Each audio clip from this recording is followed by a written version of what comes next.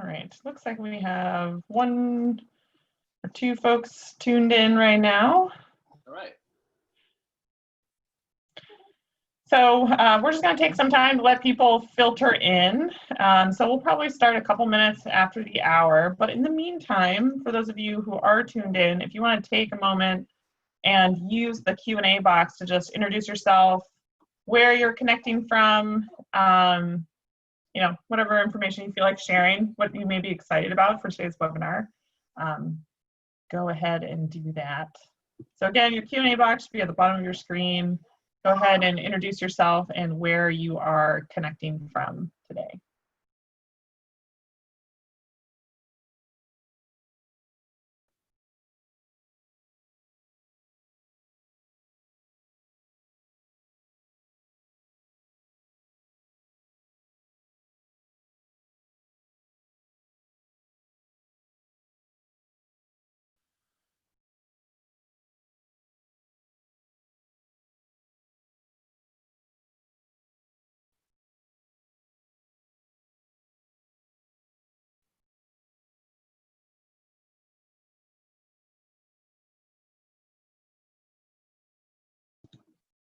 All right, looks like we have Mindy O'Neill calling in from Fairbanks. Hi, Mindy. Again, if you've just joined us, take a moment to introduce yourself in the Q&A box. Let us know where you're connecting from today.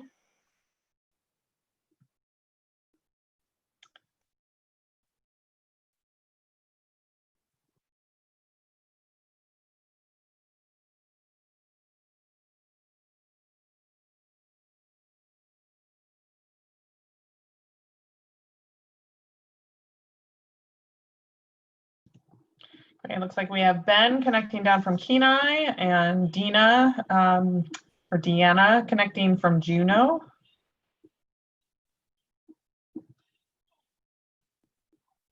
And we have Mar connecting from University of Alaska Fairbanks. We'll give people another couple minutes. I think we had 20 people pre-registered for this webinar. Just want to make sure we give people time to connect. Just as a heads up, my name is Carolyn Loeffler. I work for ACEP here at the University of Alaska Fairbanks, and I have a 3-month-old baby with me during this webinar. So if you hear some unusual sounds, that would be her. She's finding her voice this week, so she's been pretty musical, but I should be on mute for most of the time. So.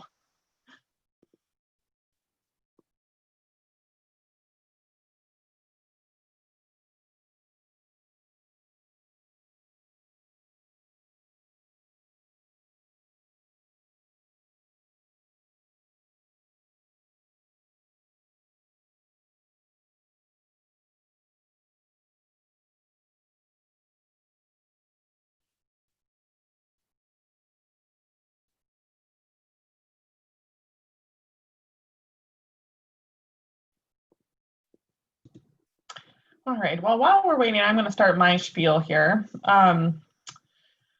So if you get a chance, check out our ACEP website. It's just acep.uaf.edu. And if you haven't signed up already, you can sign up for our newsletter, ACEP This Week, at the bottom of our page here. Type in your email address, hit that sign up button, and you'll get our great weekly newsletter, ACEP This Week, which gives you all types of updates of what we're working on, what cool things are happening around the state, what webinars are up and coming. Also, if you are interested in other stories and projects that ACEP is working on, definitely check out our YouTube channel. Our outreach coordinator has put together some pretty fantastic videos about our student internship program, various community energy projects around the state. Definitely worth checking out. Cool greenhouse projects, local food and water connections. So take a moment, check out our YouTube channel, and definitely sign up for our newsletter when you get a chance. Looks like a few more folks have joined us. If you get an opportunity, check out that Q&A box and take a moment to introduce yourselves and let us know where you're connecting from.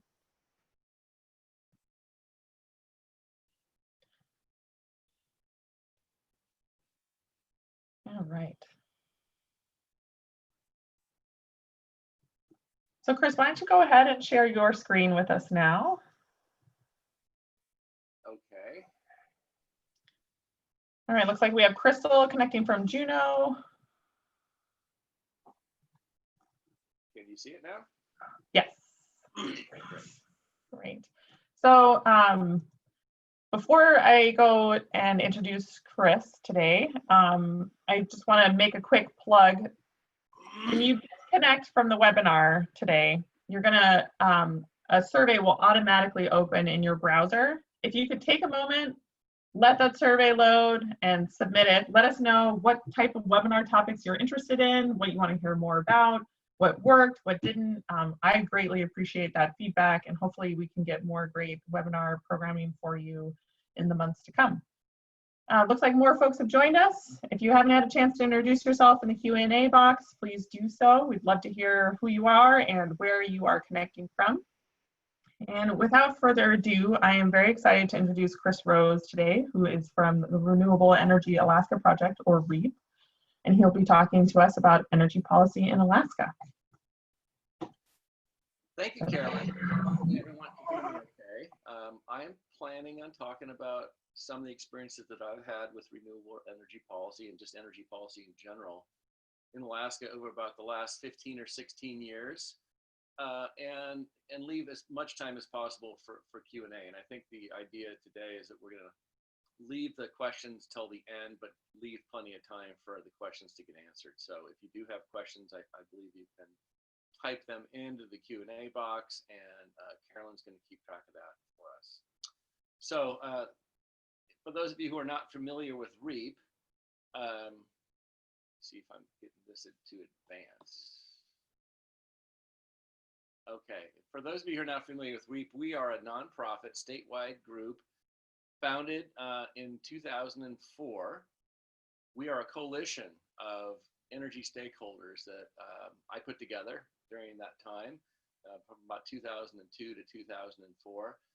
That includes electric utilities from both the Rail Belt and rural Alaska, Alaska Native organizations and corporations, businesses and developers interested in renewable energy, environmental groups, and other nonprofits that are interested in energy. And the whole idea behind having a stakeholder group like this is that it makes it much easier for us, after we've been able to, hammer out the details of a policy option, to go to Juneau and say, hey, we've got a huge array, variety of people who have worked on this.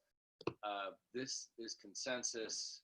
If you introduce this bill, you're very unlikely to get some opposition from left field that we don't know about, because we've been including all the stakeholders from the beginning. So I think that interest-based negotiation or discussion has been really important from the start. My background is as a lawyer and a mediator, so I came from that background of mediation and trying to get everybody at the table. And I think that it's been a really interesting part of our experience at REAP for the last 15 years. Our mission is simple: increase renewable energy development and promote energy efficiency in Alaska. So we intentionally made the mission have the word development in it, because we're in a development state, and we want people to understand that this is really, in some ways, very similar to other resources that we got here in the state. We just haven't thought about it that way. And the cool thing about renewable energy is that it is inexhaustible. So it is not one of those finite resources that's going to run out. Hey, Chris, sorry to interrupt for a moment. Is it possible for you to move closer to your microphone? It sounds like folks are having a little bit of trouble hearing you. Is that a little bit better? It sounds louder to me. Okay. All right. Thank you. Sure. So this is a list of some of the advocacy efforts that REAP has been involved in over the years. I'm going to go over a few of these today. We were successful in getting a bill passed in 2008 to create the Renewable Energy Fund. That same year, we were able to lobby for a huge amount of money for weatherization, $360 million that year, $640 million in total over subsequent years. In 2010, we got a bill passed to create the Emerging Energy Technology Fund. another bill that we worked on, created a policy, and you can see why. I'll tell you why I put quotation marks around that word policy, the state energy policy. In 2016, we worked on a bill that passed to help protect the PCE endowment, and we were obviously tested a little bit with that this summer when we saw the vetoes of the budget and the sweeping of the power cost equalization endowment. That all turned out for the best for now. And then in 2017, we passed a bill authorizing the Property Assessed Clean Energy, or CPACE program. So here's an outline of what I'm going to talk about today. First, I'm going to talk a little bit about what policy is.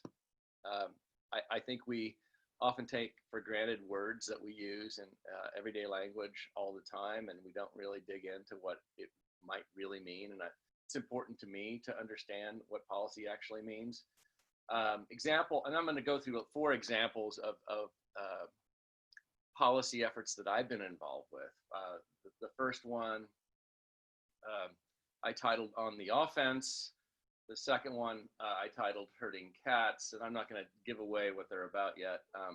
Then On the Defense, and then the last one, Bringing in the Reinforcement. So I think that generally speaking, you can get a sense of the kinds of different policy efforts that you can be involved with, because sometimes if you are on the defense, it's much better from my perspective to be on the offense if you can be. You certainly want to make sure that you bring in all the different folks that you can to help you. And oftentimes it's maddening because it's a lot of different people that you have to align interests of, and that feels a lot like herding cats. So what's the etymology of policy? I just thought this was really fascinating to me. It comes from a Middle English word from the French, and you can see that policier is very similar to the word for police, which is related, but it in French it meant civil administration. That's from Latin, which is from a Greek word actually that means citizenship. So I find it real interesting that the word policy is related to citizenship, because I'm a strong believer that all of us have a lot of responsibility as citizens to not just vote, but to understand our government a little bit better than we do. And that includes all the policies that govern our lives and make a huge difference to our lives. So I think it's for me interesting to always remember that the word policy is related to the word citizenship. Here's a couple of definitions. Prudence or wisdom in the management of affairs. I think all of us can understand that. But I think of the second one more, which is a definite course of action. And it's usually selected from alternatives in light of the conditions that you have right then to guide future decisions. And I think this is another thing that I like to keep in mind, which is that future is often very, very future oriented.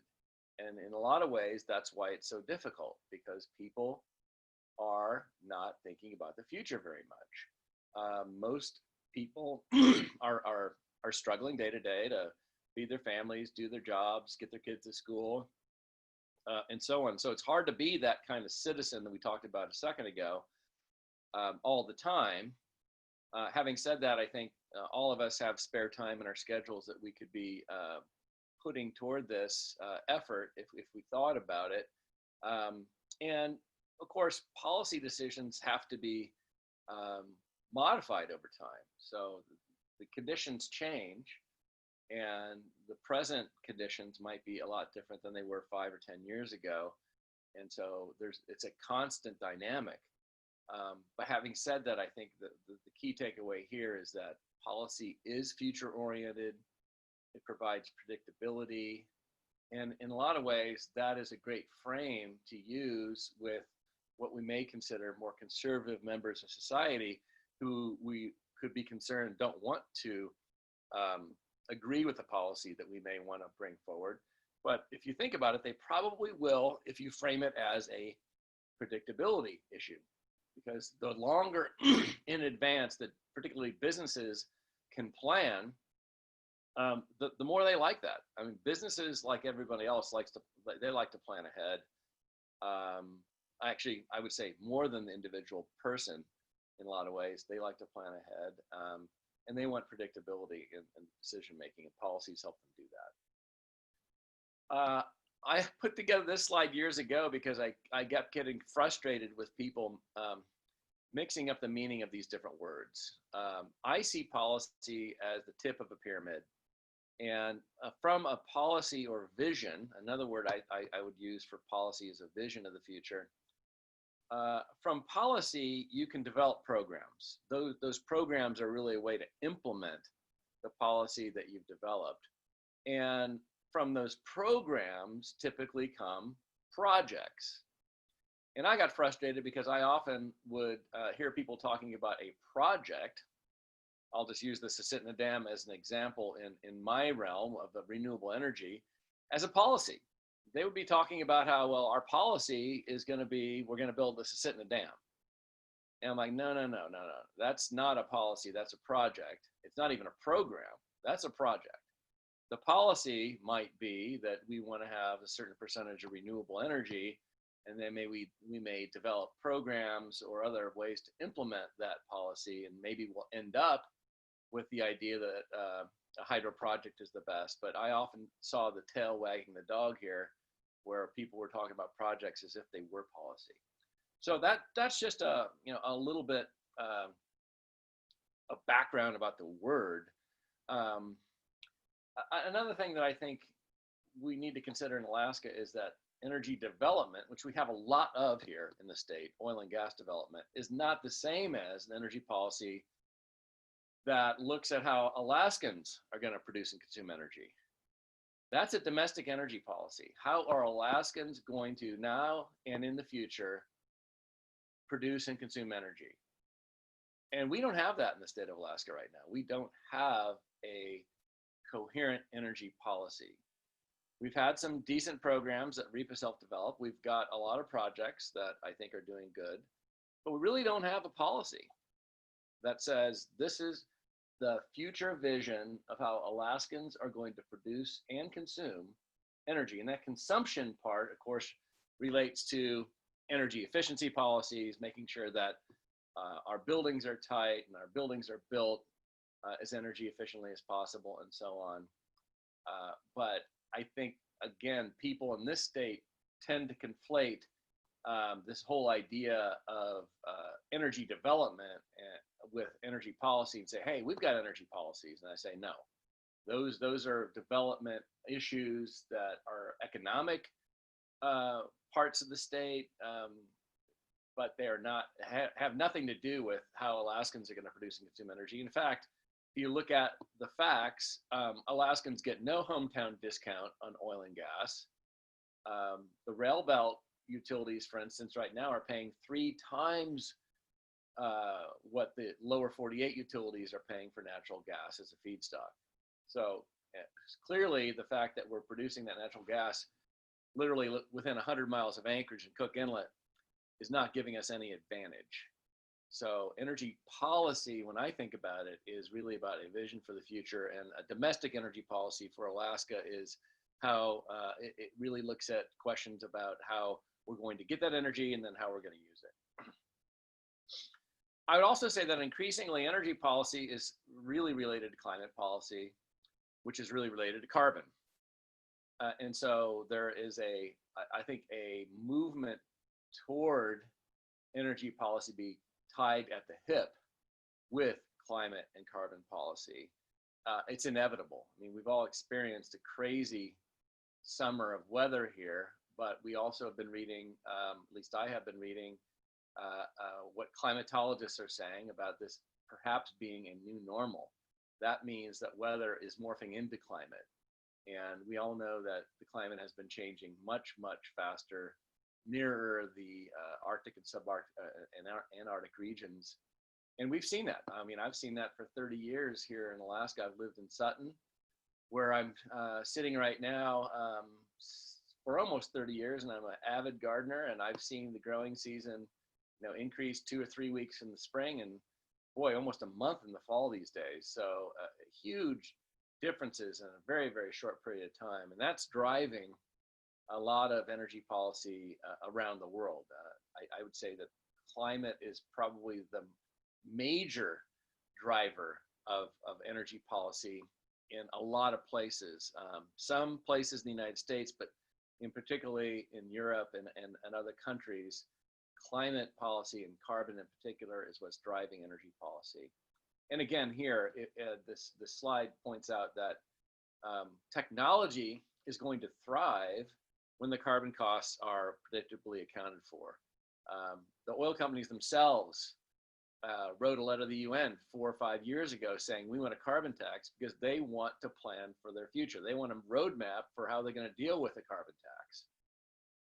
Right now, though, we continue to externalize the cost of carbon, and that's a real problem because there's no level playing field, and technologies, let's say, for instance, an emerging technology like tidal, which Alaska has a huge potential application for, is not going to have a real ability to compete when the carbon costs associated with our current oil and gas structure is not accounted for. And all those costs, which we are seeing day in and day out now, the costs of climate change, those are all externalized, and society has to pay for those, not the entity that's producing the energy. Okay, I'm going to start out with the first example here on the offense. I went to law school for environmental law, and I wound up not doing that kind of law for the first 12 years that I practiced on a day-to-day basis, but I worked on a lot of pro bono efforts that all were defensive, and I'm going to talk about one of them later. And it's much tougher to be on the defense because someone else is throwing stuff at you, and you've got to figure out how to catch it or intercept it or outmaneuver it, and you're not the one necessarily in control. On the offense, typically you're calling the shots, and it was a tactical move on my part to do something like REAP, where I could be on the offense, where I could actually start looking at solutions like renewable energy and energy efficiency, and be the one who is promoting and proposing solutions and policy solutions, because then you're a lot more in control. It's not nearly as weary of a game as when you're battling on some kind of an environmental issue, and you're the one who's defending your territory. So the first problem that I faced really after REAP got started was the knowledge that there were a lot of renewable energy resources in Alaska, at the same time that there was a huge amount of dependency on diesel, not only for generation of electricity, but also, of course, of heat, and that's still a problem.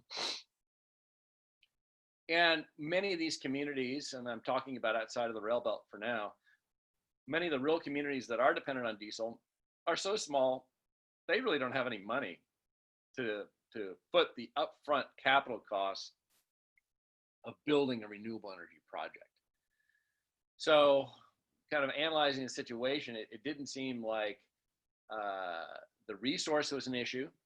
We knew there were renewable energy resources. By the early 2000s, the technology was in place. Granted, a lot of that technology has improved tremendously over the last 15 years, but there was viable renewable energy technology.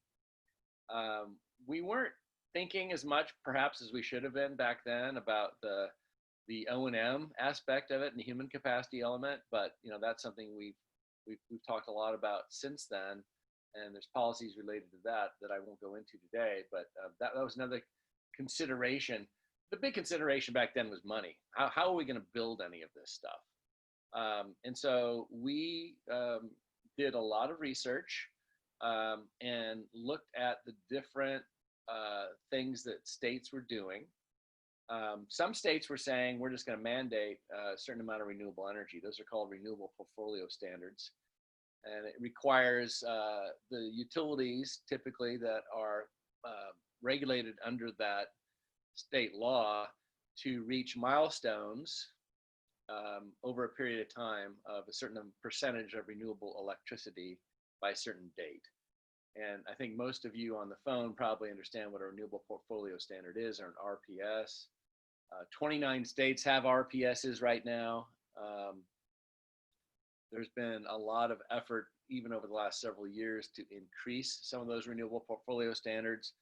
We now have several states, including California and Hawaii, that will have 100% renewable or clean energy standards by 2045, which means in 26 years, those states have mandated that all the electricity either be renewable or carbon free.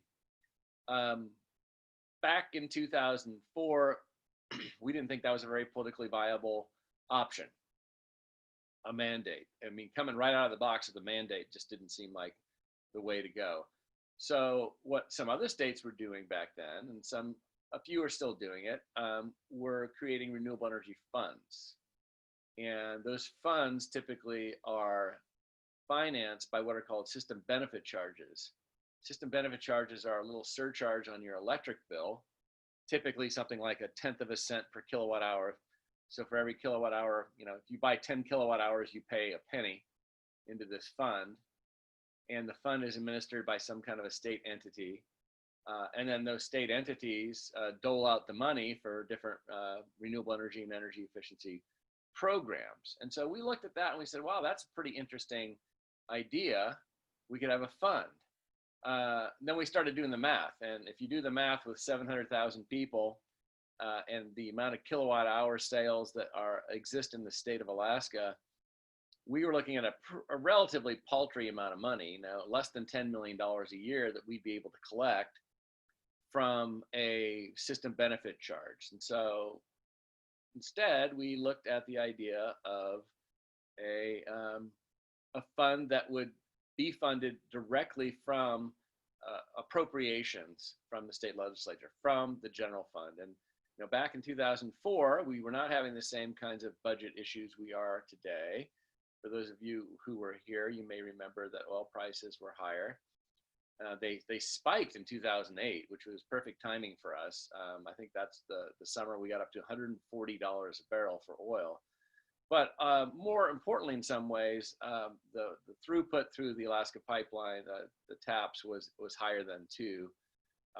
It's continued to decrease over the last 15 years. So there was a decent amount of money. And I should step back and say, when I say we, the we that was talking about this was me and my board of directors at REAP. And so again, going back to this whole idea of having a very large stakeholder group that talks about these issues, it gave us a lot of credibility, I think, at the beginning, to be able to have 21 board members from a huge variety of perspectives sitting down and talking about these issues and coming to consensus about which path to take.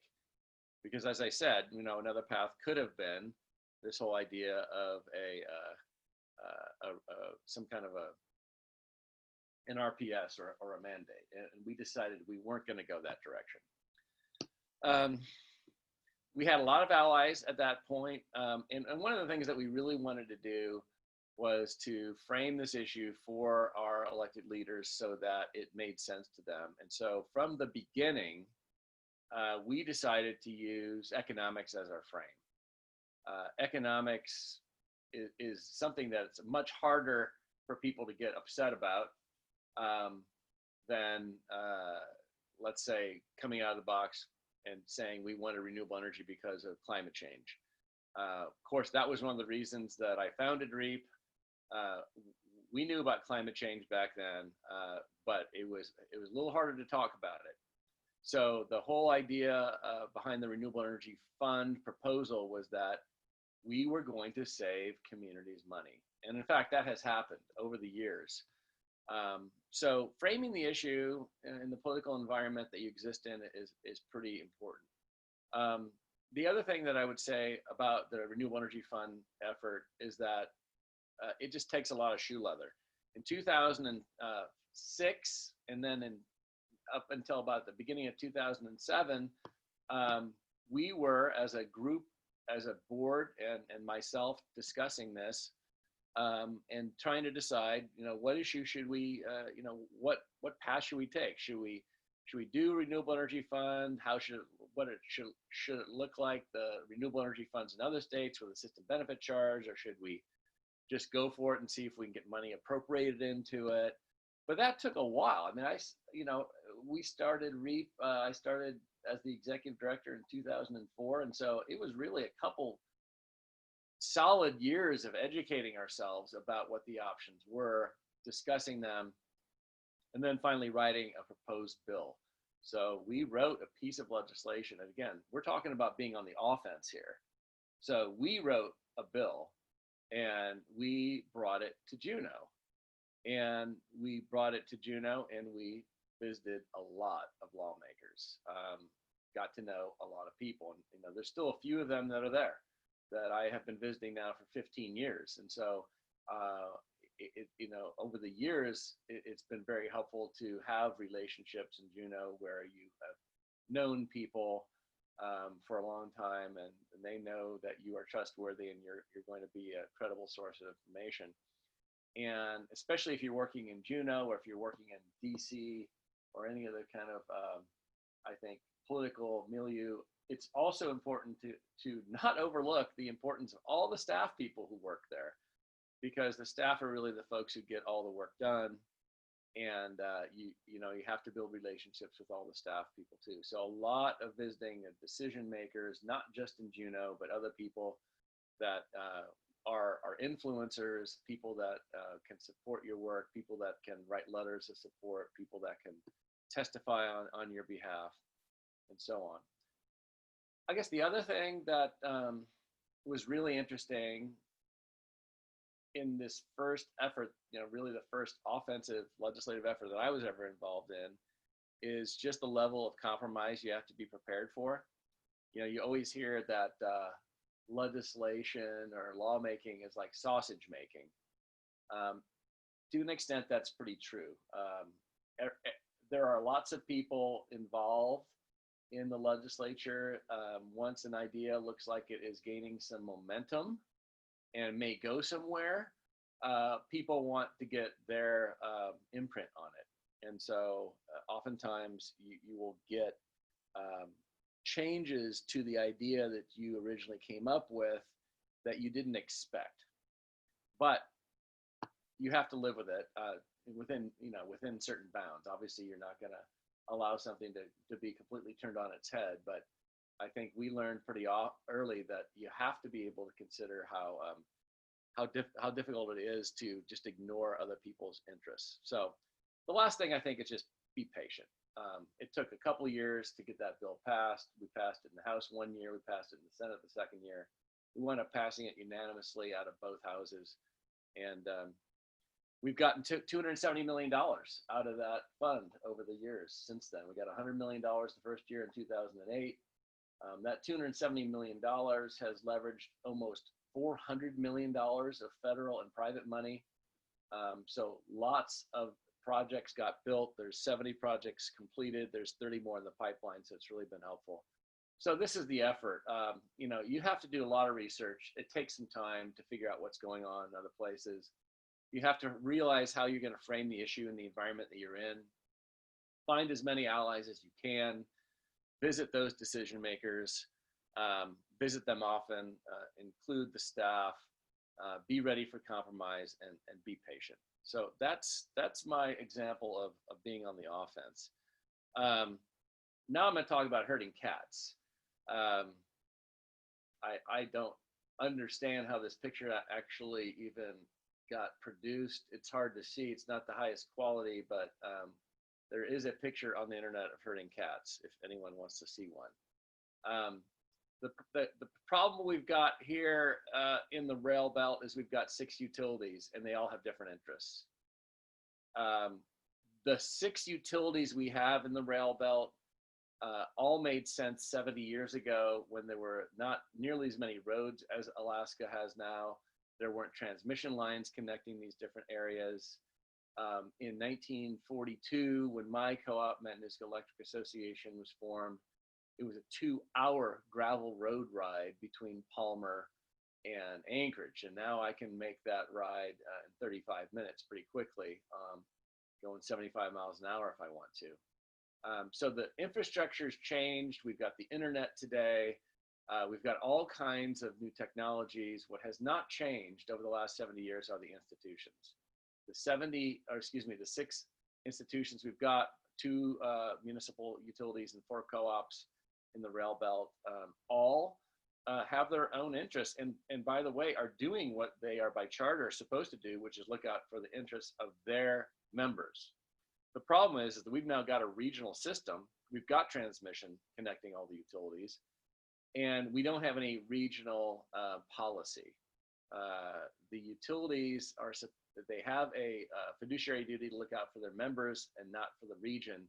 So getting to a regional policy when the legal obligations of all these utilities is to their own members has been a tough struggle, but we're getting there. This is just a list of some of the problems we've got right now. And this is an ongoing issue. This has not been solved completely yet, but we don't have any regional dispatch, which means for renewable energy, it's much harder to integrate a variable renewable electron into a very small space, say just one service territory, than it is a much larger space, which would be the whole service territory between Homer and Fairbanks. There's no regional planning, there's no regional siting authority, meaning that the RCA has no control over pre-approving projects. There's no regional reliability standards that have yet been codified, or interconnection standards that are consistent across the rail belt. There's no regional transmission tariff. And instead, what we have a lot of is inter-utility litigation.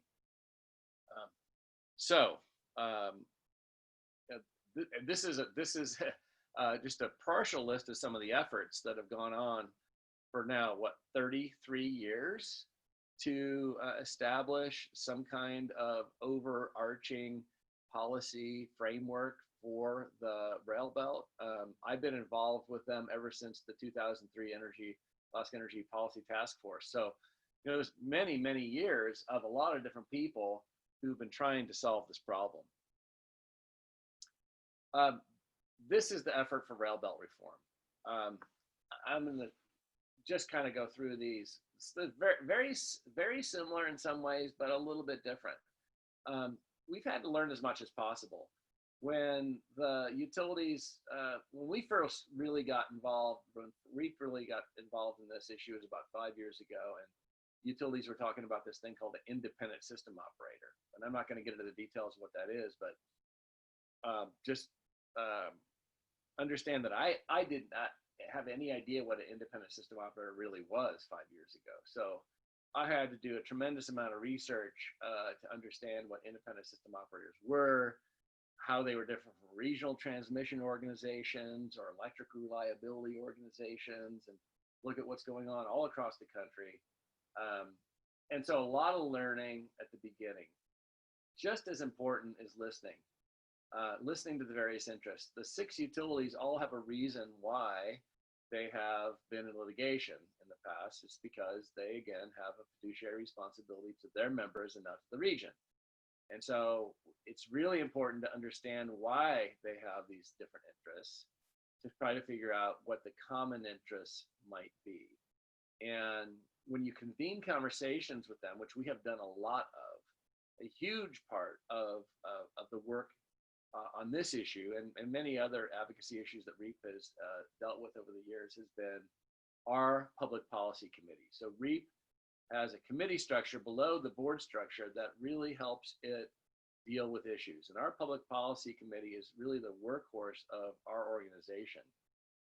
It's an 11-member committee. It's composed of our executive committee, which is also by bylaw composed of the various different groups of stakeholders in REAP. So we know just by having the executive committee as part of the policy committee, we know from the start we have a wide variety of perspectives on the committee. And then we add 4 more folks who have a strong interest in policy. So that 11-member committee works a lot. Just to give you an example, our public policy committee on this issue has probably met almost weekly for the last 5 or 6 weeks. We have worked a lot on these issues, and we have convened a lot of people to the table. We had one meeting a few weeks ago where we had all but one, I think, of the railroad general managers at the meeting. So we had decision makers at the meeting, and that's also, an important aspect of all this work is it is vital that people are able to talk to folks and get as much information as possible, but ultimately there are decision makers that have legal authority to make decisions, and you got to make sure that you're always working with those people too, because they're the ones who ultimately will make the decisions, and you don't want to waste your time for forever with people who are not going to. You don't want. I'll put it a different way. You don't want to feel like you wasted your time by spending a lot of effort with somebody who doesn't have a decision-making authority, and then realize, later on that the person who has decision-making authority doesn't agree. So you want to make sure that you convene conversations with people who have the authority. Again, framing your talking points, understanding the issues that you've researched, visiting decision makers. Boy, we have done a lot of that, and it's been great to have these relationships built over the last decade or more with many of these lawmakers. Again, expecting compromises. Boy, this is what I experienced a lot as a mediator. The people who are involved in those mediations often had to compromise, and we're being patient. But there is going to be a endpoint to this patience. We have some legislation that's pending right now in both the House and the Senate that is going to give the Regulatory Commission of Alaska the authority to, I think, end this debate and finally give the RCA the authority to make the decisions that need to get made, which is part of the problem.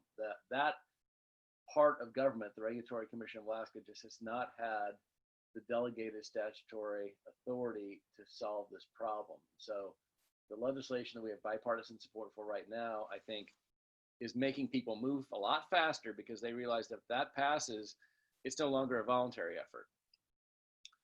All right, I'm going to go on to another example on the defense. And this was not something I did when I was involved with REAP, although I was in the midst of forming REAP in 2002, 2003, and 2004, when I became the executive director in 2004, when a problem came up here in my neighborhood in Sutton. One morning, we woke up and we found out that almost 300,000 acres of subsurface mineral rights that the state owned in the Mat-Su Borough had been leased overnight, virtually with no notice, to the surface owners. And we also found out that our state senator was the one who had developed this program. So it was very shocking. It was very shocking to learn that, first of all, for a lot of people who hadn't gone to law school like me, that there was such a thing as a surface estate and a subsurface estate. People don't know that. And they certainly don't know that the subsurface estate is the dominant estate, meaning that it has more rights than the part of the land that you live on above ground. And the way this law was written, this coal bed methane developer had the right to come on our properties, build roads, build pipelines, build drilling pads, even build employee housing with no compensation to the surface owners. So this was kind of a crazy revelation to many people. And having been involved in some other issues in the Mat-Su Valley, we knew, I think, how to organize this effort. Unfortunately, we've been on the defensive before, and we kind of spun into action. So the first thing we did was make sure that we were the first to frame the issue and convene the public. As soon as we found out what was going on, before the state had any chance to defend their program, we got the press involved, we got the public involved, we got people riled up, and we had the TV stations in the Sutton community hall with 300 people within about a week. And that was really good, because it kind of got us back on the offensive in a little bit, in a little way. But again, it was about framing the issue. I think the best frame that we had back then was our land, their profit. And we had buttons made up that said our land, their profit. And this was really, you know, a very tiring struggle, lasted for 3 years, but also in a lot of ways energizing. We were working with people from all over the political spectrum, because you can imagine that everybody who was interested in protecting their private property was kind of upset that this happened. But we had a lot of learning to do. And we had, you know, this was at the beginning of the whole fracking revolution. What they were proposing to do was come onto people's land and do hydraulic fracturing on your land. And of course, that has huge impacts for potentially for your wells and for the drinking water system. We had to do a lot of research. This is back in 2003. We organized and organized and organized, and we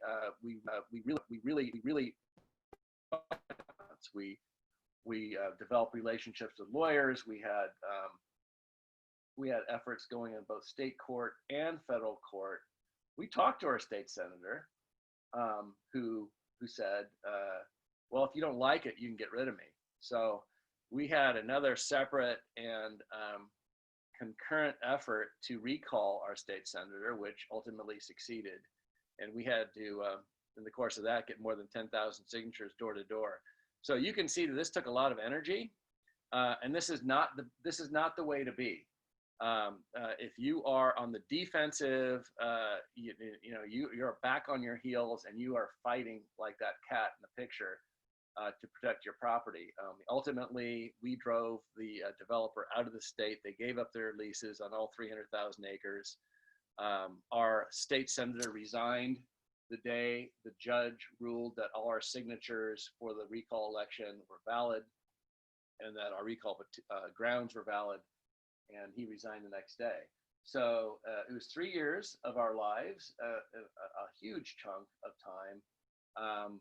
But you know, it just kind of points out, if we had had some other kind of proactive energy policy about how Alaskans were going to get energy and be secure in their energy, it would have been a lot. It would have obviated the need for this coal bed methane idea in the first place, because the idea of the coal bed methane was we're going to have local natural gas. Well, there are other ways to get local natural gas or to heat your home.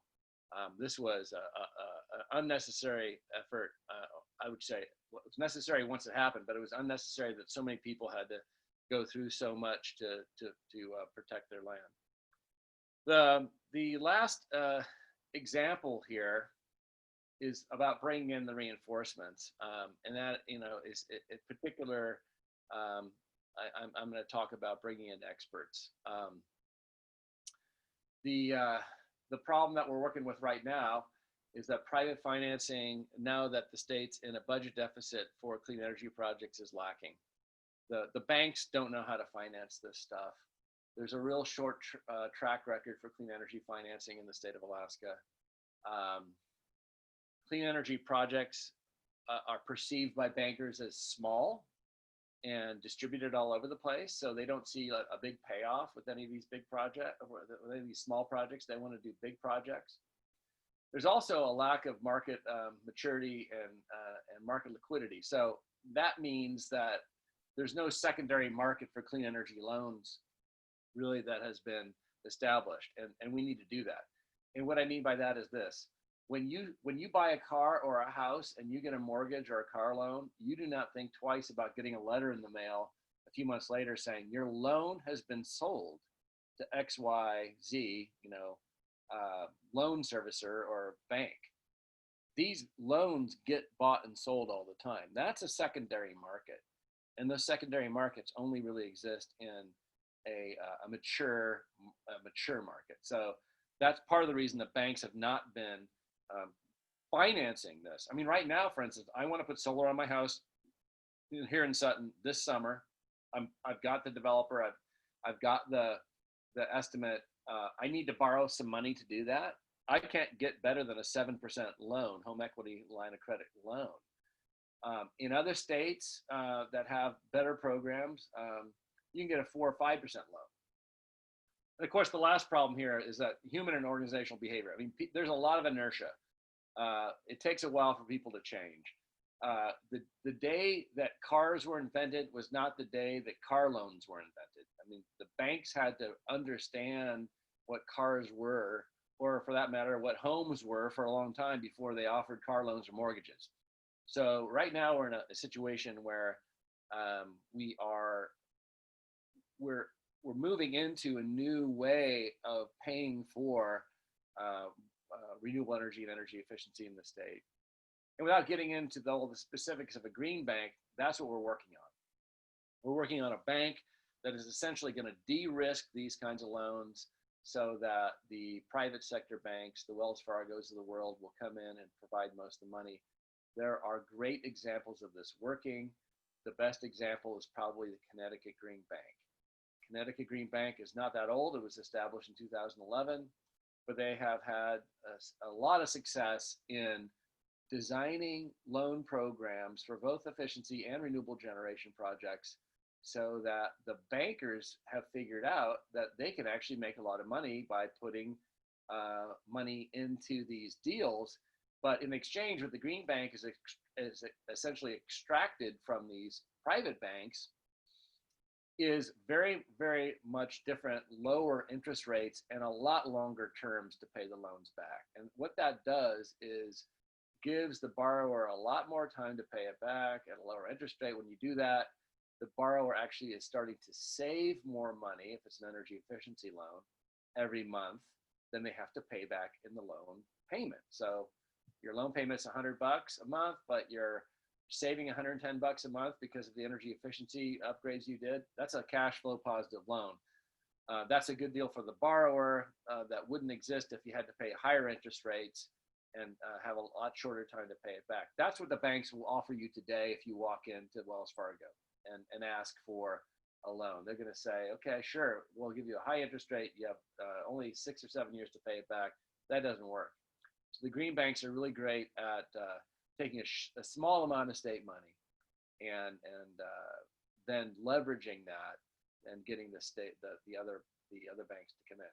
Those experts that, like I've had this guy who's the chief investment officer of the Connecticut Green Bank, a great person, a very generous person, come to Alaska 3 times in the last 2 years and meet with legislators, meet with the governor, meet with all kinds of bankers and business people in the state. Those people who already know what's going on, the experts, the reinforcements, are the people that you need to get. On some of these things, you can't just start out on your own. If I had started out this green bank effort on my own, I'd be miles behind where we are now. We have had a lot of success in framing the issue as an economic issue that's going to diversify the economy and keep money in the economy and create jobs. Of course, that doesn't mean we don't have to learn. I mean, we don't want to reinvent the wheel, but we still have to learn. And, I learned by listening to other people. I've heard this guy from Connecticut give his rap, literally 100 times now. So it helps me to understand how to frame the issue when you hear the expert himself frame the issue. That helps to establish the credibility that you need to find other allies, which just builds your case over time. And the other thing that we're at, where we're at right now with this green bank effort is I think we've found a lot of people who agree that we should have a green bank, and we're on the cusp, I think, of getting something done. Probably at this point in time with the municipality of Anchorage, potentially starting a municipal green bank. But the point we're at right now is checking our assumptions.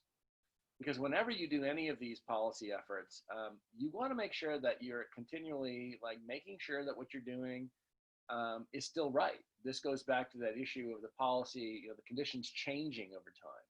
So it's been 3 years since we started talking about a green bank, and conditions have changed over those 3 years. And so we're constantly wondering, well, what are we still in the right place? For instance, we've already changed our tactic from trying to get a state green bank to looking at a municipal green bank because we've changed governors, and all the traction we had with the last governor has really evaporated with this new governor. So we've had to change our tactics a little bit, but we're also now checking our assumptions, and we're working to bring in even another expert to look at the market here in Alaska and make sure that a green bank would actually make sense. But we've definitely prepared the field for planting. If we need to go forward with an idea like a green bank, I think there's a lot of people now who understand it. So those are my 4 examples. I know that's a lot of talking, but I do want to stop now so that people can ask me as many questions as they like in the 35 minutes I guess we've got left.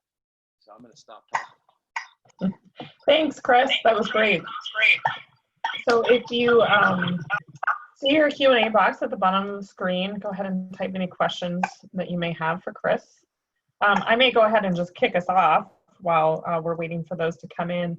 You know, one thing that struck me about your presentation, Chris, is kind of the length of time that it takes to accomplish some of these projects. I was wondering if you could speak to that. You know, how do you keep yourself engaged for that period of time without getting discouraged? How do you keep your supporters and fellow members of like a grassroots movement, for example, engaged for the long haul?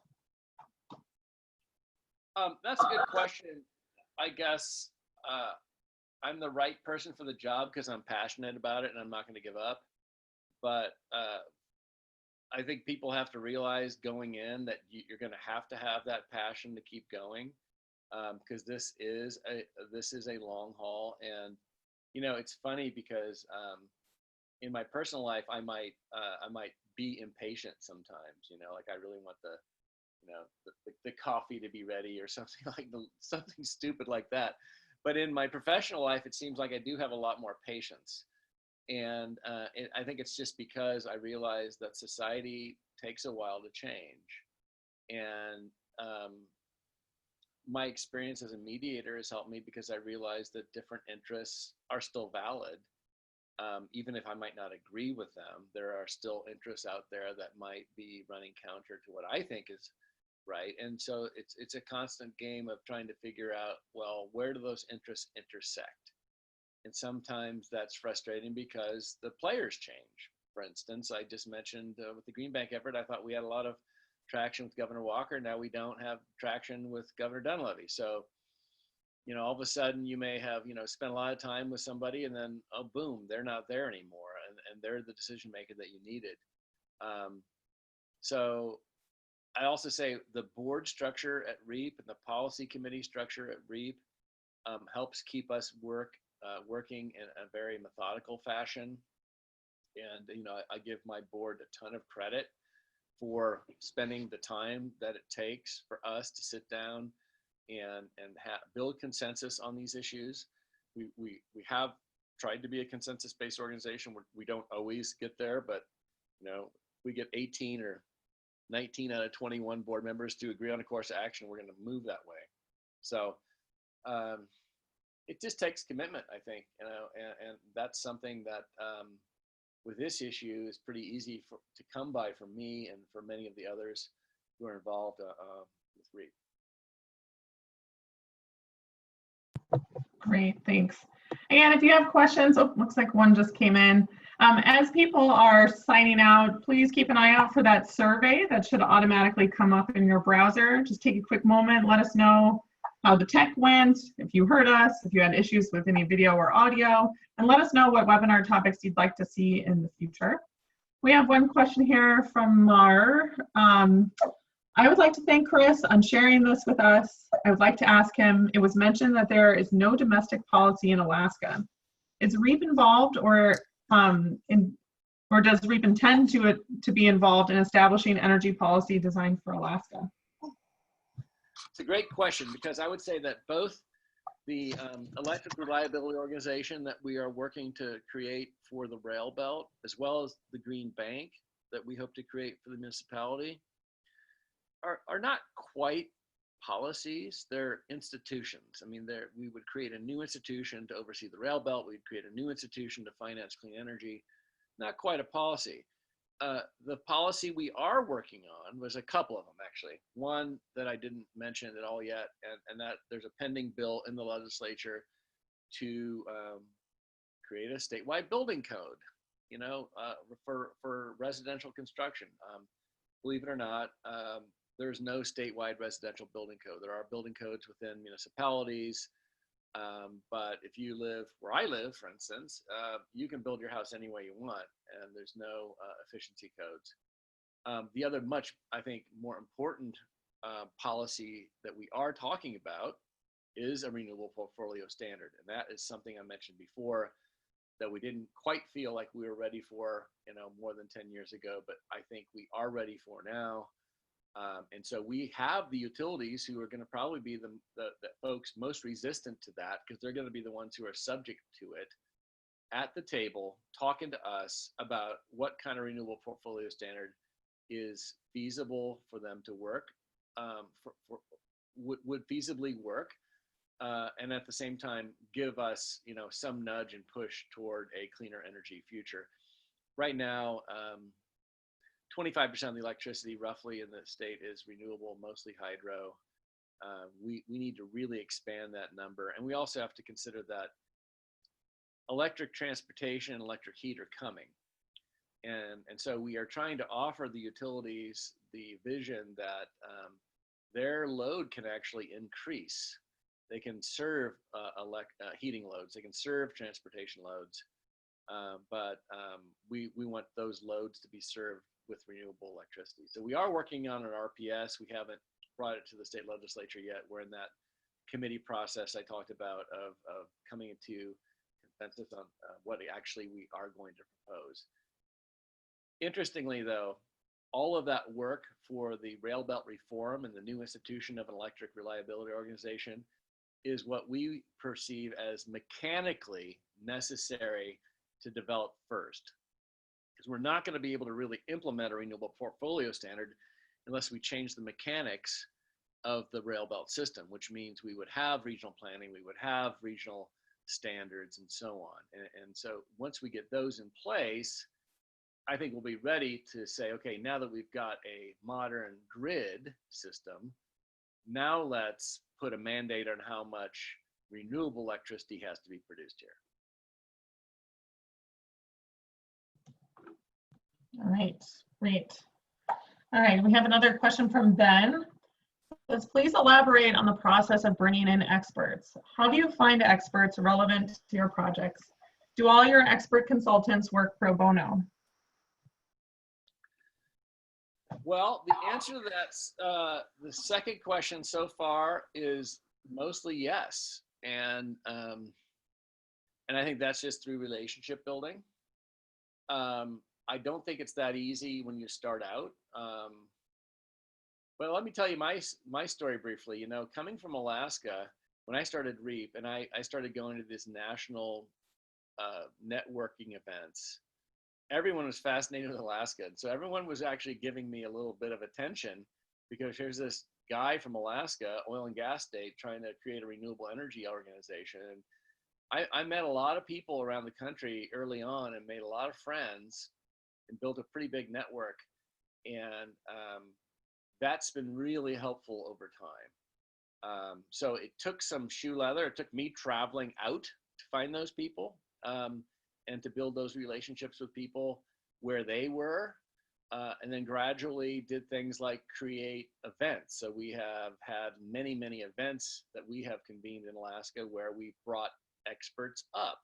We've flown them up to Alaska, and we have, made sure that they had a good time up here. And then it's much easier to call them up, 6 or 12 months later and say, hey, can you answer this question? And again, being in Alaska, I think is an advantage, because it's a place where people want to come, at least most of the year.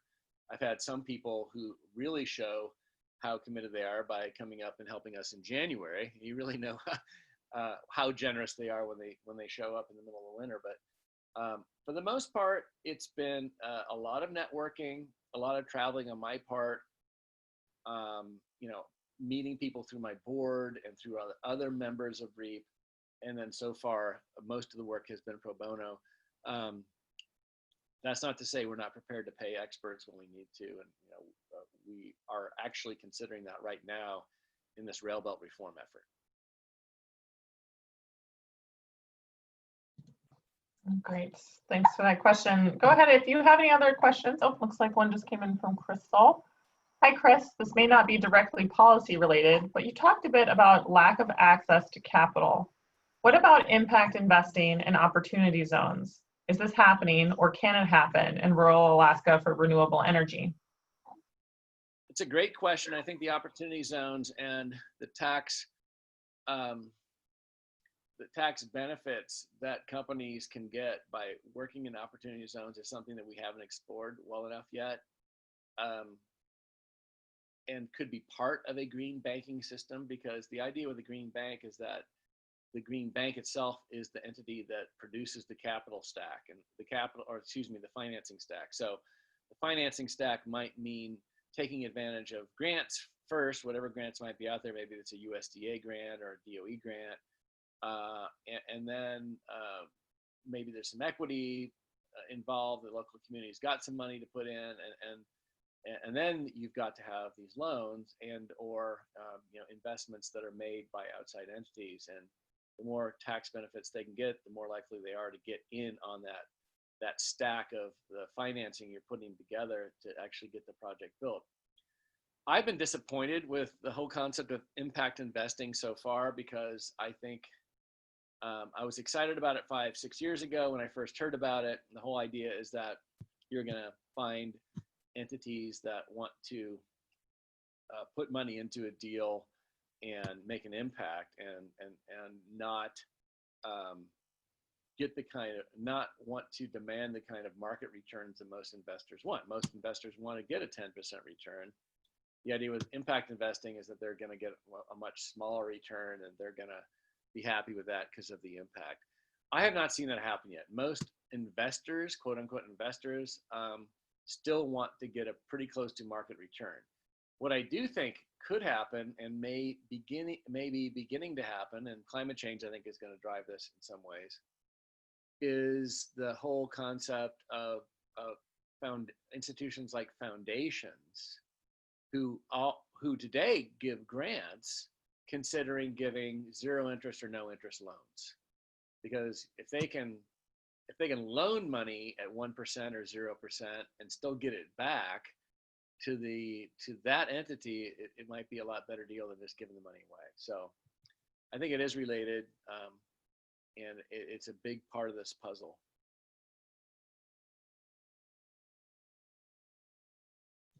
All right.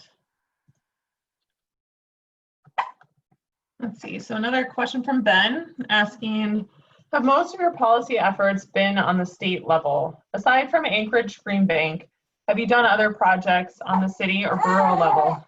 Have you had much success? How is it different from work on the state level? This is a really good question.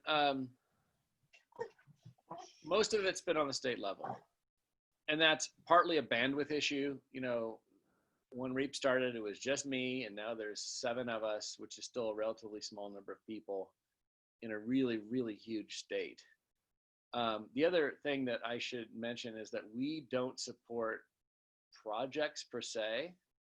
We try to support policy and programs. And so there are not specific projects that we are necessarily going to get behind, in part because we don't have the staff capacity. We don't have any engineers on staff, for instance. So if we were to get into the business of supporting a local project, we don't necessarily have the expertise on staff to say that whether it is economically or technically feasible. And we would be running the risk of supporting a project that might turn out not to be economically or technically feasible. We'd also run the risk of everybody asking us to endorse their project and to help them. And we just don't have the capacity to do that.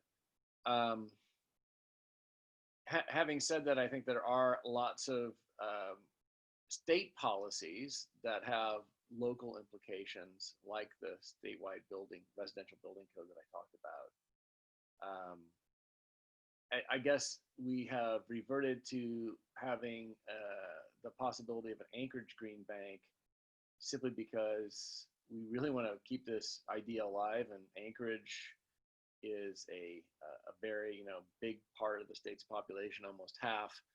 And by the way, we are really hoping, if we do that, to write the charter for the Green Bank broadly enough so that it can wind up loaning outside of Anchorage and help communities outside of Anchorage, because everybody's got a nexus with Anchorage.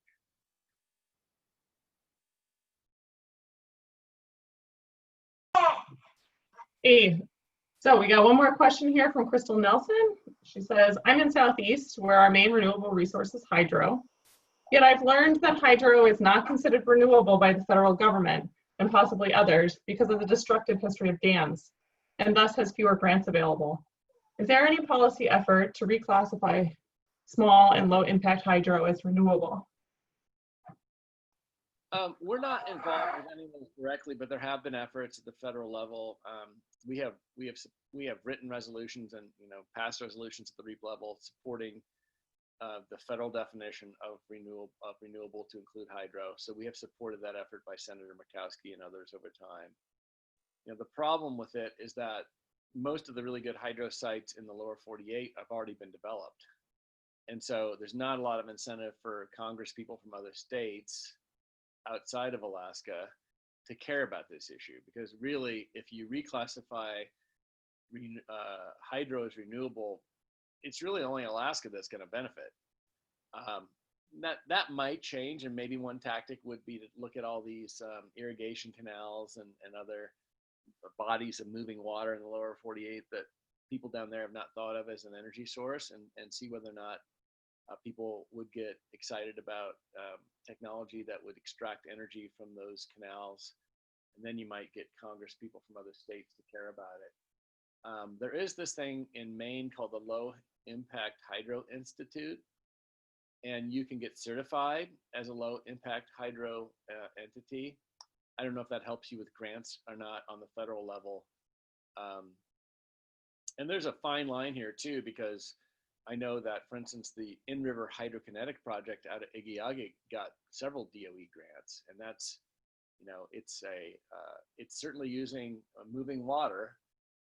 It just is a totally different kind of technology than a dam. And I think that Crystal's right, that it's the history of damage to salmon streams that's kind of put a kibosh on the idea of hydro being renewable. But in Alaska, we certainly consider it renewable.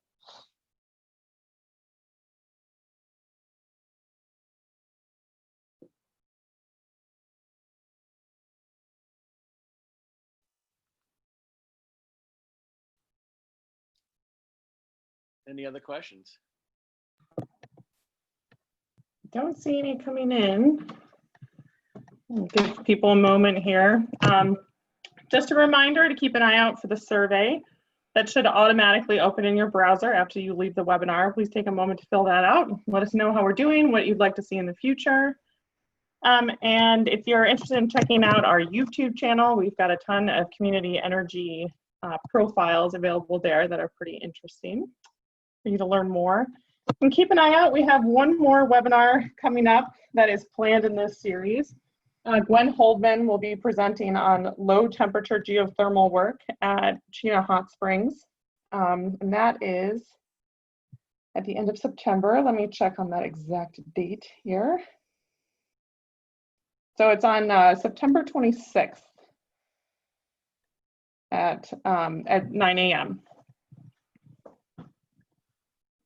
I don't know how many people are still on, Caroline, but I'm going to make an announcement to let people in the Anchorage area know that REAP's having its 15th birthday party next Wednesday at the King Street Brewery.